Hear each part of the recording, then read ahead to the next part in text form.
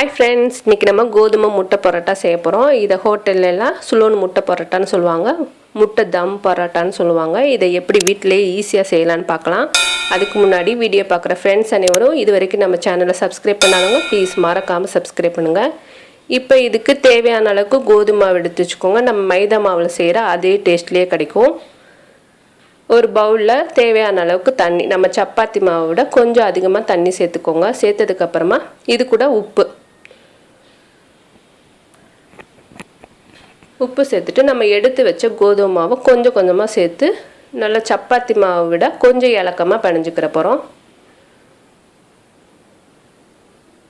நம்ம எப்பவுமே மாவு சேர்த்துட்டு அதுக்கப்புறம் தான் தண்ணி சேர்த்து பண்ணிவோம். அது கொஞ்சம் கஷ்டமாகவும் தெரியும், அதை விட சாஃப்டாகவும் கிடைக்காது. நம்ம இந்த மாதிரி ஏற்கனவே தண்ணி ஊற்றிட்டு அதில் கொஞ்சம் கொஞ்சமாக மாவு சேர்த்து பிணைஞ்சிங்கன்னா நல்லா சாஃப்டாக கிடைக்கும். நம்ம எந்த அளவுக்கு கையில் பிணைகிறோமோ அந்த அளவுக்கு கோதுமை மாவு பார்த்திங்கன்னா நல்லா சாஃப்டாக கிடைக்கும். இதே மாதிரி ஒரு தடவை நீங்களும் ட்ரை பண்ணி பாருங்கள். இப்போ ஓரளவுக்கு பிணைஞ்சதுக்கப்புறமா இது கூட 2 டேபிள் ஸ்பூன் கடலெண்ணெயை கொஞ்சம் கொஞ்சமாக சேர்த்து பிணைஞ்சிக்கிற போகிறோம். இந்த மாதிரி மடித்து விட்டு பண்ணிங்க, அப்போ தான் நம்மளுக்கு நல்லா சாஃப்டாக கிடைக்கும். அதிக நேரம் ஊற வைக்கணும்னு அவசியம் இல்லை, கொஞ்சம் நேரம் ஊறினாலே போதும். இப்போ நல்லா ஓரளவுக்கு பிணைஞ்சதுக்கப்புறமா இதுக்கு மேலே ஆயில் தடவிக்கலாம். 2 சைடும் ஆயில் தடவிட்டு ஒரு 1/4 மணி நேரம் மட்டும் ஊற வச்சுக்கலாம். இப்போ ஒரு 1/4 மணி நேரம் ஆயிடுச்சு. இது தொட்டு பார்த்திங்கன்னா உங்களுக்கே தெரியும் எந்த அளவுக்கு சாஃப்டாக கிடச்சிருக்குன்னு. நம்ம அதிக நேரமும் ஊற வைக்கலை, நம்மளுக்கு அந்தளவுக்கு சாஃப்டாக கிடச்சிருக்கு. இந்த மாவை நம்ம சப்பாத்தி மாவை விட கொஞ்சம் அதிகமான சைஸுக்கு நம்ம பரோட்டாக்கெல்லாம் எப்படி மடித்து விட்டு எடுப்போமோ அதே மாதிரி உருண்டை எடுத்து வச்சுக்கோங்க. இதே மாதிரி எல்லா உருண்டையும் நம்ம ரெடி பண்ணிக்கிற போகிறோம்.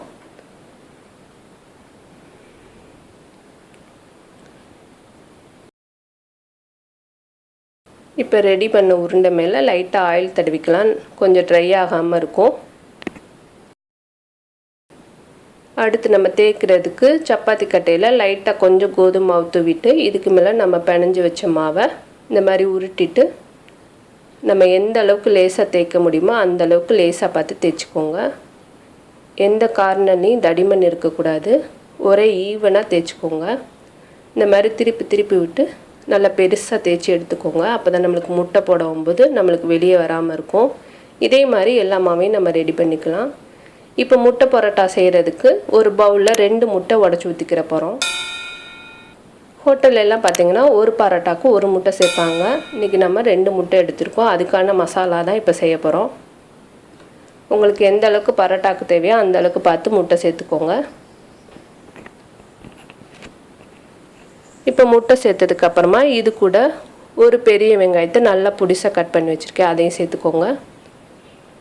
பெரிய வெங்காயம் கொஞ்சம் கூட போட்டிங்கன்னா முட்டை பரோட்டா நல்லா டேஸ்ட்டாக கிடைக்கும். இது கூட ஒரு சின்ன பழமாக தக்காளி பழம் எடுத்து அதை நல்லா பொடிசாக கட் பண்ணி வச்சுருக்கேன், ஒரு 10-15 பீஸ் கிடைக்கும்.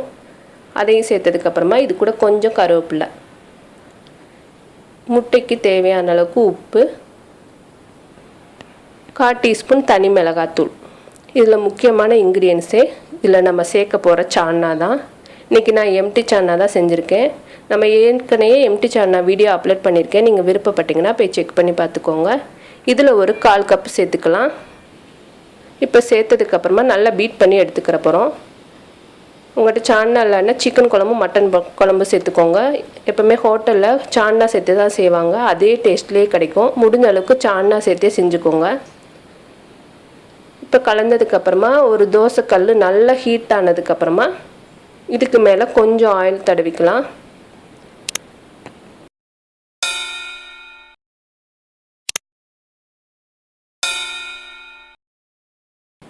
ஆயில் தடவிட்டு நம்ம தேய்ச்சி வச்ச மாவை இந்த மாதிரி விரித்து விட்டுக்கோங்க. உங்களுக்கு பார்த்தாலே தெரியுது எந்த அளவுக்கு லேசாக தேய்ச்சிருக்கணும், அப்போ தான் உள்ளே நல்லா வெந்து கிடைக்கும். இதுக்கு மேலே நம்ம கலந்து வச்ச முட்டையை சென்டராக பார்த்து ஊற்றிக்கோங்க. ஊற்றுனதுக்கப்புறமா இந்த 4 கார்னரையும் நம்ம இந்த மாதிரி சென்டராக வச்சு மடித்து விட்டுக்கிற போகிறோம். முட்டை வெளியே வராமல் மடித்து விட்டுக்கோங்க. இப்போ மடித்ததுக்கப்புறமா இதுக்கு மேலே கொஞ்சம் ஆயில் தடவிக்கலாம். இது கொஞ்சம் அதிகமாக ஆயில் தேவைப்படும், ஆனால் டேஸ்ட்டு பார்த்திங்கன்னா நம்மளுக்கு ஹோட்டலில் சாப்பிட்ற அதே டேஸ்ட்டுக்கே கிடைக்கும். முக்கியமாக இதை கோதுமை மாவு வச்சு செய்கிறோம்.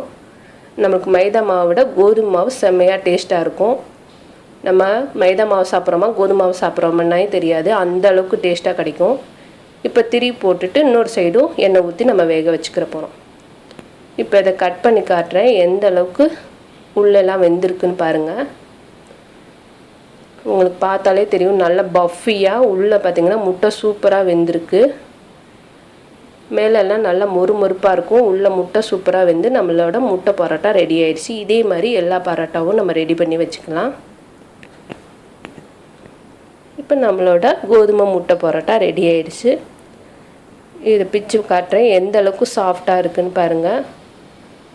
இதுக்கு மேலே லைட்டாக சான்னா தொட்டு சாப்பிட்லாம், டேஸ்ட்டு பிரமாதமாக இருக்கும். இதுக்கு மேலே ஒவ்வொருத்தவங்க பார்த்திங்கன்னா ஊற்றி சாப்பிட்றது நல்லா ரொம்ப பிடிக்கும். நல்லா இதுக்கு மேலே சான்னா ஊற்றி நல்லா ஊற வச்சு சாப்பிடுவாங்க, அது டேஸ்ட்டு செம்மையாக இருக்கும். நீங்களும் இந்த மாதிரி ஊற வச்சு சாப்பிட்டு பாருங்கள், நம்ம ஹோட்டலில் சாப்பிட்ற அதே டேஸ்ட்டுக்கே இருக்கும். இந்த மாதிரி செஞ்சு பாருங்கள், எப்படி இருந்துச்சுன்னு கமெண்ட் பண்ணுங்கள். கோதுமை முட்டை பரோட்டா ரெடி ஆயிடுச்சு. இதே மாதிரி செஞ்சு பாருங்கள். பிடிச்சிருந்தா லைக் பண்ணுங்கள், ஷேர் பண்ணுங்கள், மறக்காமல் சப்ஸ்கிரைப் பண்ணுங்கள். தேங்க்யூ.